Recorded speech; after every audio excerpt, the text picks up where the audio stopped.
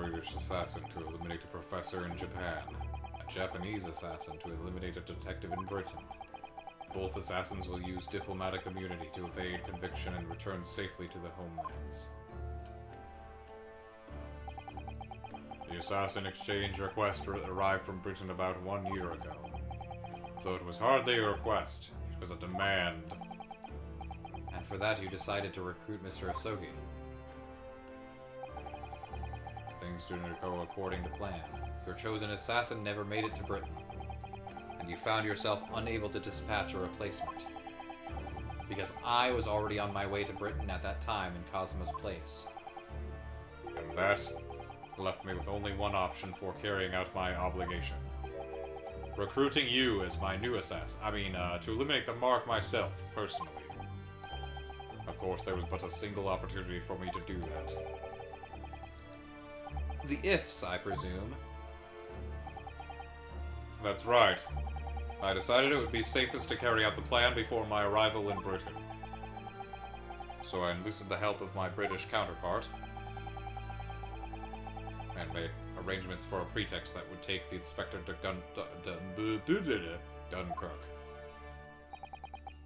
To lure the man in, he was given a sham mission by the Reaper.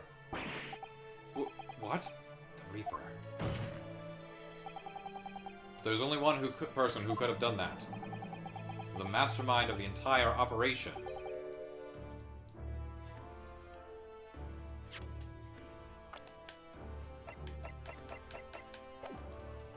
The mastermind of the entire operation, Male Strongheart. Yes, I forgot his name. Sue me. Ah! Our judge. So that means that the assassin exchange was... It was all planned by the Reaper. And that Reaper is Lord Van Zeeks. Got him. I'm not at liberty to say anything about my British counterpart. Anyway, the inspector accepted the Reaper's mission and dutifully infiltrated my cabin on the steamship.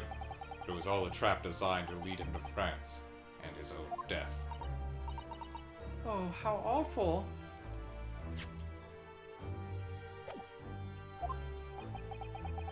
It was past 9 o'clock when I returned to my cabin from the dining hall that evening. I didn't give him time to attack me. I choked him until he lost consciousness. But there was a guard just outside the door, so I left it at that for the time being. Even the slightest noise might have aroused suspicion, so I bided my time waiting.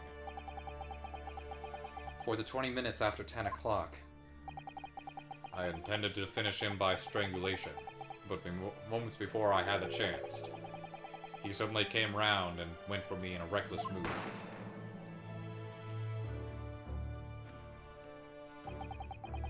I'd received the British-issued gun 16 years earlier, being a member of the judiciary as a visiting student. I never imagined I'd have to use it for something like that. So the revolver belongs to you, does it? Not. And the victim was killed inside your cabin on the SS Groose. Which begs the question of why you arranged for his body to be discovered in the room on Fresno Street. The young judicial assistant over there has already answered that question. There was no way I could take the body up on deck to throw it over the side. That's precisely where all the crewmen were gathered for the evacuation drill. So before the first-class cabin sentries returned, I took the corpse to the refrigeration room. And then on arriving in Dover, you concealed the body in your trunk in order to smuggle it past the border police. Sorry. I knew I needed to take steps if the police were to be convinced when the body was found in London. In that case, you must have known. You must have intimate details of Inspector Gregson's intended schedule. Yes, my British counterpart sent me everything I needed to know. The inspector was due at Fresno Street at 5 o'clock that afternoon, in order to meet a man by the name of Hugh Boone, from whom he would take back his police identification. Ah. I decided that man would be the perfect person to set up as the culprit, so I took a hackney carriage over there with the body still in my trunk. That Must have been just after we took this photograph with you at the hotel, then.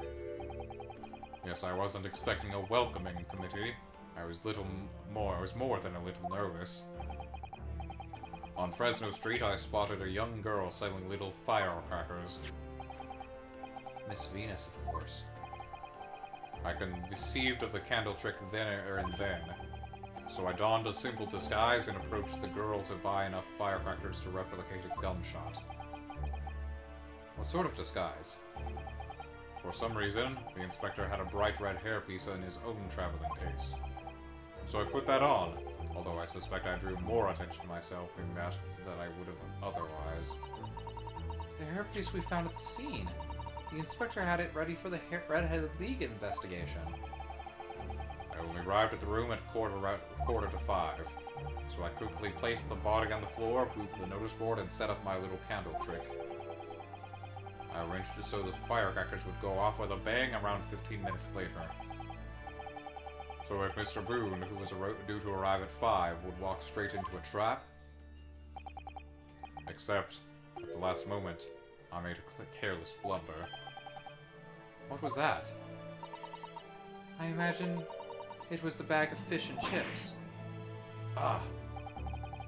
I didn't notice that it had fallen out of his overcoat pocket when I moved the body to the refrigeration room. I would have put it back into his pocket the following morning, but... well, it seems the warmth of the heated cabin had accelerated the decay of the fish. I could have just eaten the fish and chips and just be done with it, but no, I had to be a picky eater. Anyway, that's what you'd like me to have said. Ha! God, I made all that shit up. I didn't actually do it. That's everything. All the sordid details of what I'd done. What I ding-dang did.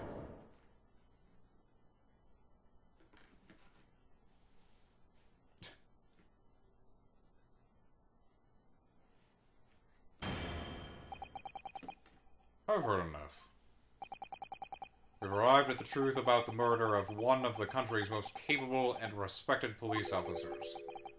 The witness will be tried in the coming days. For a crime of such a vile nature, you can expect the most severe penalty. Dots. An exchange of assassins. What a foolhardy idea. Mr. Shikuquaza, one last detail. Who was your counterpart in Britain? Who was the mastermind behind the assassin exchange? Dots. Nothing you can say now can make matters any worse for you. Just tell us. Enough! I've already told you that I cannot say. Even though those things stand, you may very well never set foot in your homeland again.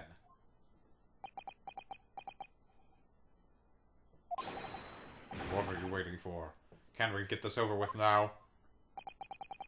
It's finished. All of it. I'm finished.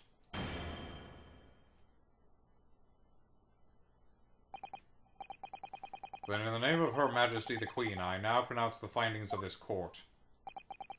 This man before us has admitted to the willful murder of Tobias Gregson.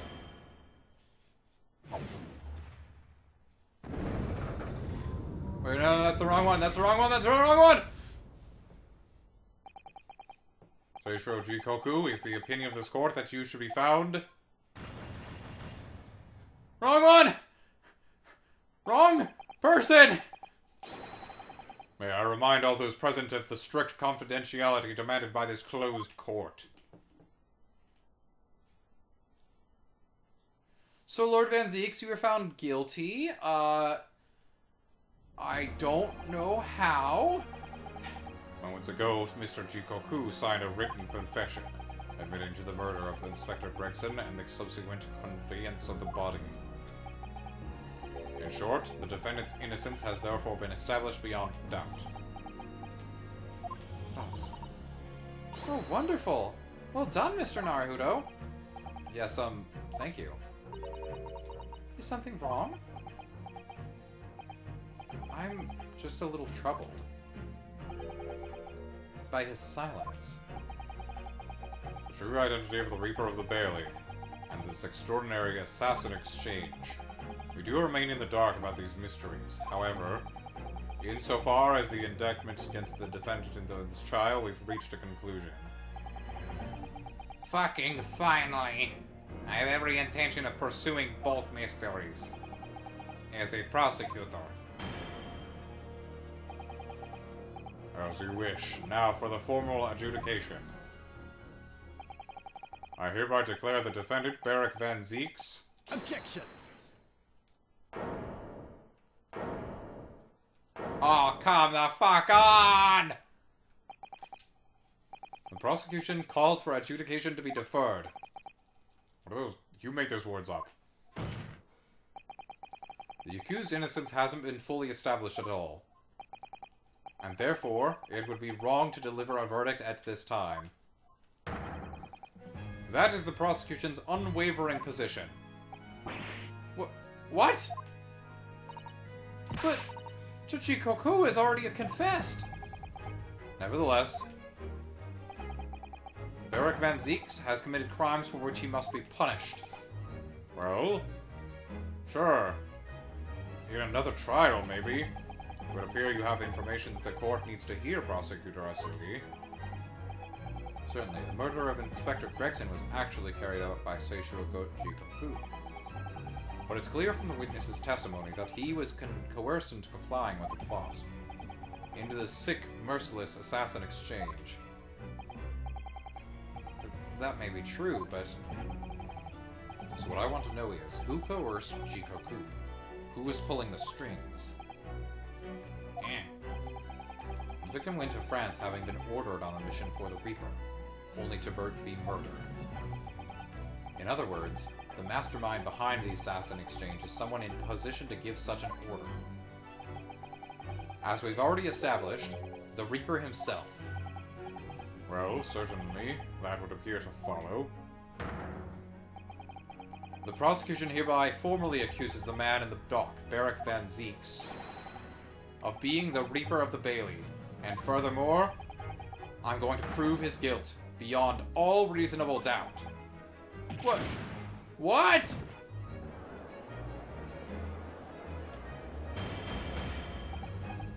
Order! Order! Order!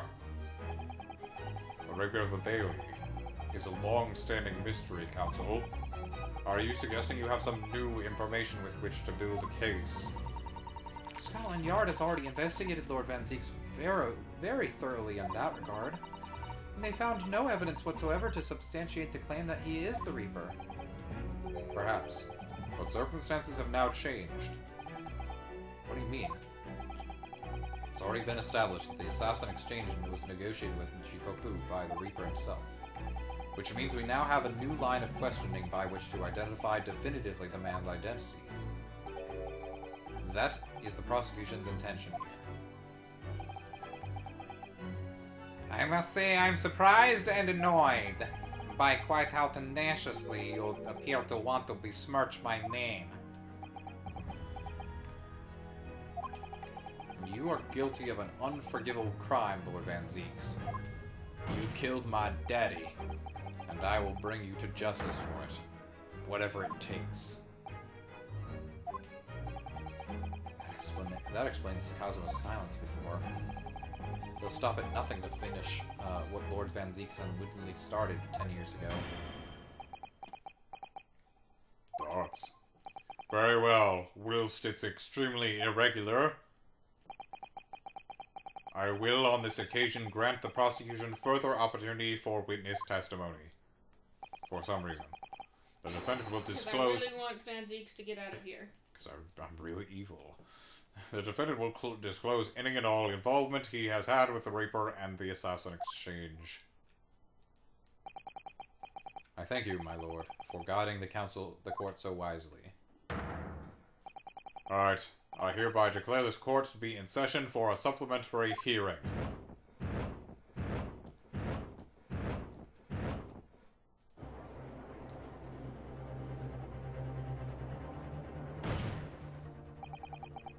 Pray turn a blind eye to the discourtesy as I verify that this vile and unremitting accusation hasn't soured the contents of my hallowed chalice. Lord Van Zieks! I first had to suffer the pseudonym of the Reaper 10 years ago now, and ever since that time I've endured the weight of implied guilt that's gone with it. So I welcome the chance to testify now and crush those allegations once and for all. Good. Then let justice decide, Lord Van Zieks. The prosecution seeks to begin building its case by calling the accused to the stand as the primary witness, in order that he may answer the accusation brought by the prosecution that he is the Reaper of the Bailey. Man, that was a mouthful. And what says the defense? Putting the defendant in the witness stand can be extremely dangerous. And Kazuma-sama is so emotional at the moment. He's not thinking logically. So in other words, it should be easier for us to make a case against him. Unless if he makes Van Zeke act very illogically. He seems like he's on the top of his game. I think he's fine. Okay. But I knew it would be like this, and I came here today determined to face him through whatever might arise. As a lawyer, and as his Nakama. That's what we must do. As his Nakama. No, not you, just me. The defense has no objection, my lord. Very well, defendant, you will take the witness stand and give formal testimony on the subject of your involvement with the Reaper and the Assassino Estenge. As you wish, my lord.